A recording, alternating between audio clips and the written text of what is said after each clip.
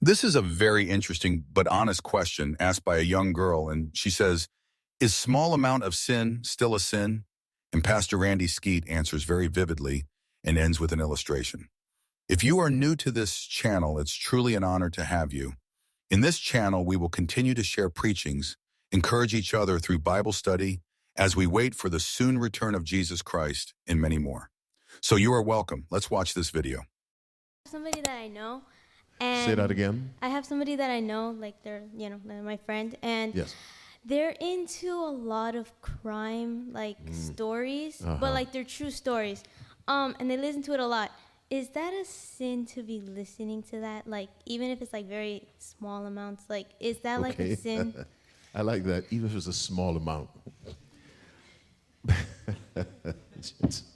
I'm very glad you said that. This is a bottle of water, nice, clean, vitamin-enriched water. If I dropped one drop of arsenic into this, just one drop, would you drink it? You would? No, but it's just one drop. Now, how many sins did Adam commit before he was thrown out of the garden? One. I mean, how many fruits did he eat? Well, maybe one, maybe part of one.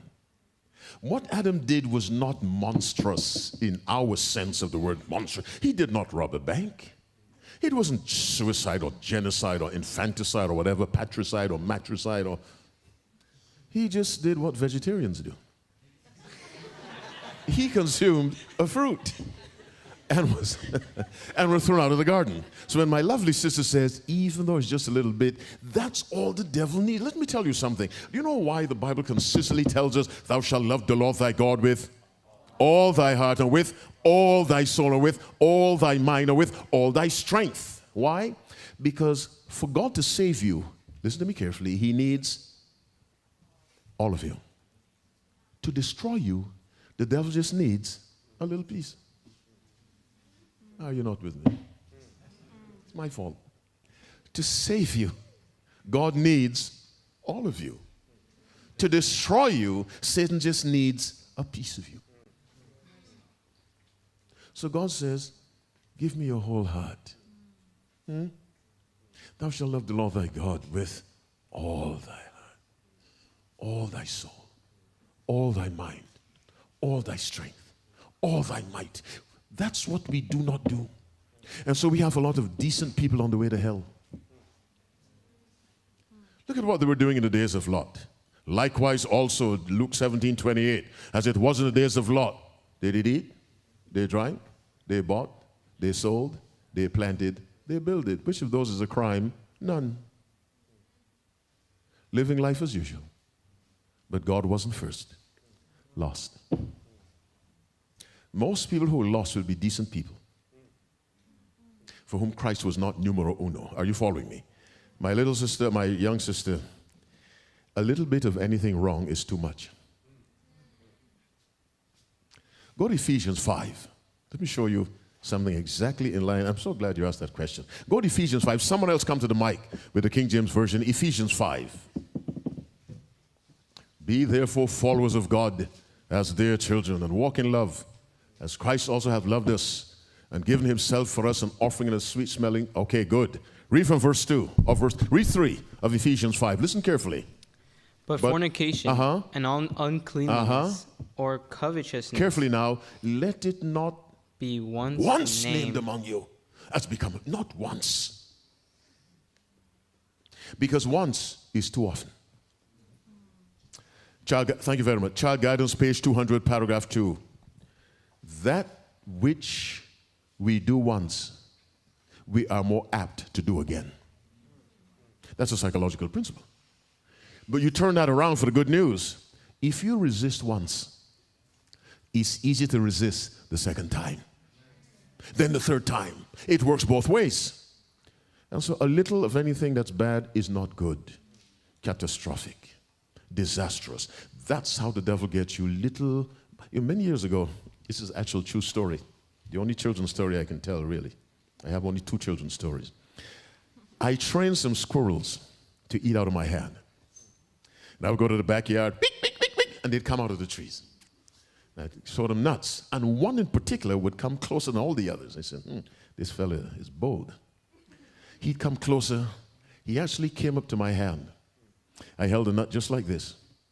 He came up, and for the nut, he missed the nut and grabbed my finger.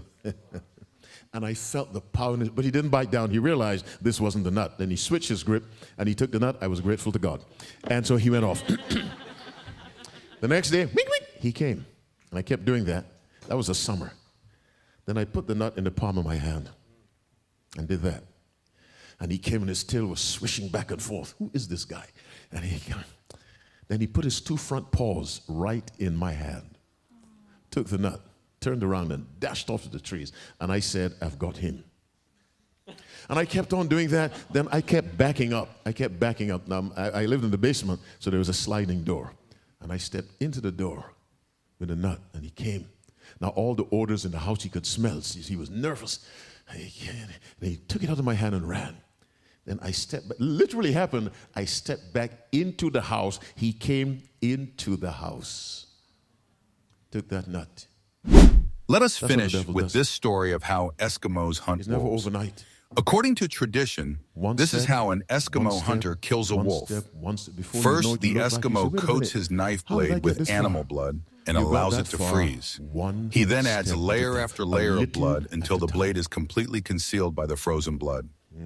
Next, the hunter fixes his knife in the ground with the blade up. When a wolf follows his sensitive nose to the source of the scent and discovers the bait, he licks it, tasting the fresh frozen blood. He begins to lick faster, more and more vigorously, lapping the blade until the keen edge is bare. Feverishly now, harder and harder, the wolf licks the blade in the cold Arctic night. His craving for blood becomes so great that the wolf does not notice the razor-sharp sting of the naked blade on his own tongue. Nor does he recognize the instant when his insatiable thirst is being satisfied by his own warm blood. His carnivorous appetite continues to crave more until in the morning light, the wolf is found dead on the snow. Lessons from this story is this. Many kids begin using drugs, drinking alcohol, smoking cigarettes, or engaging in unsafe sexual behavior for the same reasons that the wolf begins licking the knife blade. Many young people say, let us do this just for once and no one will see it. Some don't like to gossip, but once they give into it, they cannot come back from it. So the answer provided by Pastor Randy Skeete to the question is very true. At first, sin seems appealing and promising. It seems safe and delicious at first, but it doesn't satisfy. More and more is desired, leading to a crisis or death. Don't be fooled by the temptations of sin. Like the wolf, we can get away with it for a while. Eventually, however, its true character is revealed. Sin leads to death and destruction. For the wages of sin is death. Romans 6:23. Dear Christian friends, sin is not a good thing to play with. One sin has the power to cost your life. Ellen White warns us in the book Adventist homepage 403, paragraph 3, those who would not fall a prey to Satan's devices must guard well the avenues of the soul. They must avoid reading, seeing, or hearing that which will suggest impure thoughts. The mind must not be left to dwell at random upon every subject that the enemy of souls may suggest. The heart must be faithfully sentineled, or evils without will awaken evils within, and the soul will wander in darkness. Everything that can be done should be done to place ourselves and our children where we shall not see the iniquity that is practiced in the world. We should carefully guard the sight of our eyes and the hearing of our ears so that these awful things shall not enter our minds. Please support Thus channel by subscribing. Or if you would like to share something, please comment. God bless you.